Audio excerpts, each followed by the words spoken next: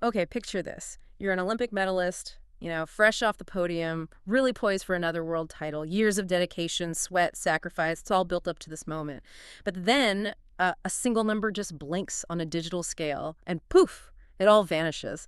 This isn't just some sports drama. This is the devastating reality Aman Sehrawat faced. Yeah, absolutely. And today, we're taking a deep dive into that shocking disqualification. Right. We're talking about Aman Sehrawat, India's youngest individual Olympic wrestling medalist at the World Championships in Zagreb, Croatia.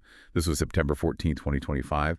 Our mission here is to try and unpack not just, what happened, but also the brutal realities of elite sports and the profound human element behind those headlines and maybe some of the systemic challenges this whole thing reveals, all seen through the journey of this one incredible athlete. And the immediate aftermath, it was just pure disbelief, wasn't it?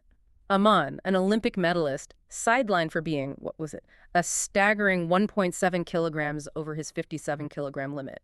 It wasn't an injury. It wasn't some controversial call by a ref. It was the scale, just the scale. So, okay, let's really dig into this. How does an athlete of his caliber, someone so disciplined, miss weight by that much at such a critical moment?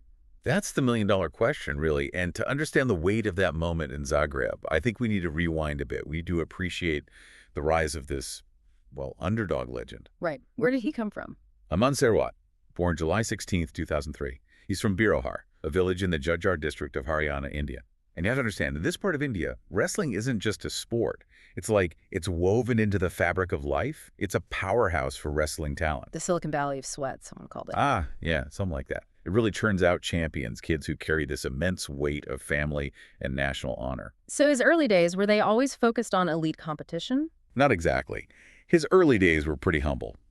Lots of dabbling in mud wrestling, the really raw, earthy version you see at village fairs. But the big turning point seems to have been the 2012 London Olympics. Ah, watching Sushil Kumar. Exactly. Seeing Sushil Kumar win that silver medal, it just ignited something in young Aman. He was just 10 years old. But he made this life-altering move to Chhatrasal Stadium in North Delhi. Wow, 10 years old. That's huge. It really is. And Chhatrasal, it's legendary. A crucible for champions. Sushil Kumar trained there too.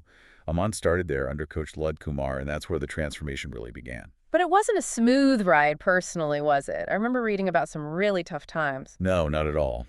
Beneath the surface of this rising star, Aman's path was marked by, well, immense personal challenges.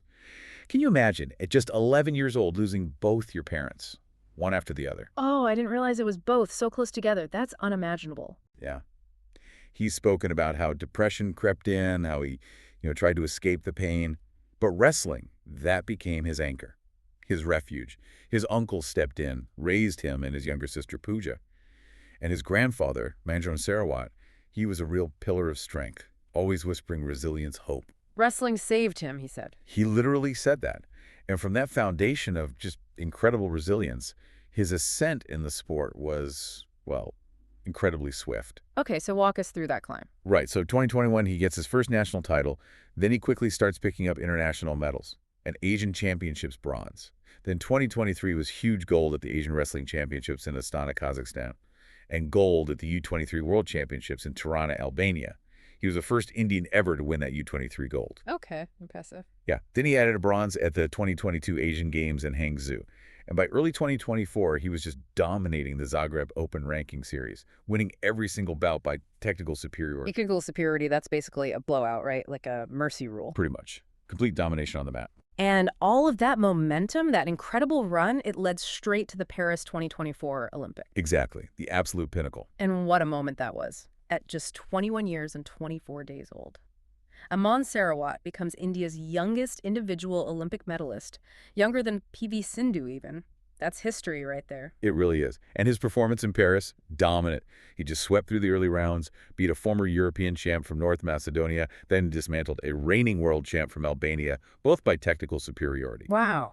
He was on fire. Absolutely. He did hit a wall in the semifinal, a tough loss to Japan's Rei Higuchi, who was a Rio silver medalist, so top-level competition. But Aman bounced back, showed incredible resolve. He secured a decisive 13-5 win over Puerto Rico's Darian Cruz in the bronze medal bout. That was at the Champ de Mars Arena. An iconic venue for an iconic win. Definitely. And it wasn't just personal glory. This was India's first wrestling medal at the Paris Games, the 6th overall for the country. And it felt like a real beacon of hope, especially, after the heartbreak of Vinesh Phogat's disqualification earlier. Right. That was another tough moment. But here's where it gets really interesting, connecting back to this weight issue. You mentioned he had to cut weight before that Olympic bronze bout, right? Yeah. Desperately. Yes. That's a fascinating detail. Apparently, he went sleepless the night before, sweating out something like 1.5 kilograms to make weight after his semifinal loss. So he literally wrestled the scale right before wrestling for bronze. Pretty much, which tells us this struggle with weight cutting, it wasn't entirely new for him. Okay, so that context makes what happened next in Zagreb even more baffling. Because after Paris, he didn't exactly slow down. No, he kept the momentum going. Earned a bronze at the Ulaanbaatar Open in June 2025. Tough playoff match there. Then he followed that up with gold at the Yatsar Dogu tournament in Istanbul. So these wins set him up as the 3rd seed for the World Championships in Zagreb. His sights were firmly locked on getting that first Senior World Championships medal. And the Indian team looks strong overall. Yeah, a robust contingent of 30 athletes. Other stars like Antti Pangal, Deepak Punia, they'd gone through fierce trials back home. Aman apparently crushed his opponent, Rahul, in the 57-kilogram final. The Worlds were set for September 13 to 21 at Arena Zagreb. It really felt like it was going to be his stage. And the preparation seemed solid. He got there early. Meticulous preparation, seemingly. Aman arrived in Croatia way back on August 25, 2025. He was there for a 2-week acclimatization camp. That gave him 20 full days on site before the competition started. 20 days? That sounds like more than enough time for an elite athlete to manage their weight, right? You would absolutely think so. Yeah. But wrestling has these incredibly stringent rules now. United World Wrestling, UWODO, brought in these regulations from 2023 for big events like the Olympics and Worlds, and they are zero tolerance. Absolutely no buffer, no appeals, no second chances. Zero tolerance. So for his 57-kilogram class. If you weigh 57.0 kilograms, you compete. If the scale shows 57.1 kilograms, you are out. Done. It's designed for fairness, of course, make sure everyone's competing genuinely in their weight class, but man, it leaves zero margin for error. Okay. Setting the stage. Strict rules, plenty of prep time. And then came the weigh-in, September 14th. The moment of truth. And the scale. Yeah. It didn't lie. 58.7 kilograms. It's 1,700 grams over. 1.7 kilos. A shocking amount at this level. The numbers just blinked back. A cruel truth. Championship dreams just gone before he even stepped on the mat. It's just a gut punch thinking about it. Absolutely brutal. And the why behind it? Well, whispers started coming out pretty quickly from within the Indian camp. Reports suggested Aman had fallen ill during the camp, maybe a stomach bug, maybe the flu. Something hit him. Illness. That throws a massive wrench in the works for weight cutting, doesn't it? Oh, completely. It severely disrupts that whole rigorous regimen. Cutting weight, as you know, it's this complex science. Saunas, skipped meals, plastic suits, constant monitoring. It's a delicate balance, deprivation and precision. And getting sick, it can just devastate that finely tuned process. Recovery slows, the body doesn't respond the same way, and suddenly that 1.7 kilos becomes this insurmountable mountain, even for someone who's done it before. So the fallout was immediate. He had to forfeit. Immediate and devastating. He forfeited his opening round bout against Vladimir Egorov from North Macedonia. Wait, the same guy he dominated in Paris? The very same opponent, yeah. And the shock, the disbelief from the coaches, it was palpable, especially when you consider the investment. Right, you mentioned the cost. It's significant. Yeah, we're talking 7-8 lakh rupees per wrestler for the trip. That's roughly, what, 8,500 and 9,500 US dollars? Plus daily allowances, 140 euros during the camp, 200 euros for the tournament itself. So missing weight by that much, after all that government investment, it was understandably seen as unacceptable. And what about the rest of the team? How did this affect them? Well, it had this broader, disheartening impact. The Indian contingent was already having a bit of a shaky start.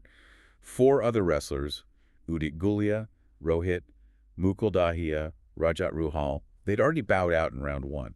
So losing them on, arguably their brightest medal hope, right at the start, that's a huge blow to team morale, to their whole campaign. And the Wrestling Federation of India, the WFI, they responded quickly. Very quickly. President Sanjay Singh announced almost immediately that a notice will be issued to Aman and his support staff, and a potential suspension is definitely looming. Have they done this before? Set a precedent? Oh yeah, they have a very strict stance now. Just a month before this, they handed a 2-year ban to Neha Sanwan. She was 600 grams over at the U20 Worlds. So 600 grams gets you 2 years. Wow. So 1.7 kilos. Yeah, the Federation is clearly signaling they mean business on weight management. It's a very clear message. But what's troubling, as you said, is that this isn't some freak, isolated incident in Indian wrestling. No, unfortunately not. It feels like a recurring nightmare. You just have to flash back to August 2024, the Paris Olympics. Vinesh Phogat, another huge star, disqualified for being just 100 grams over a 50-kilogram limit in the final. 100 grams? That's like nothing. Practically nothing. And that sparked massive protests, highlighted serious systemic cracks.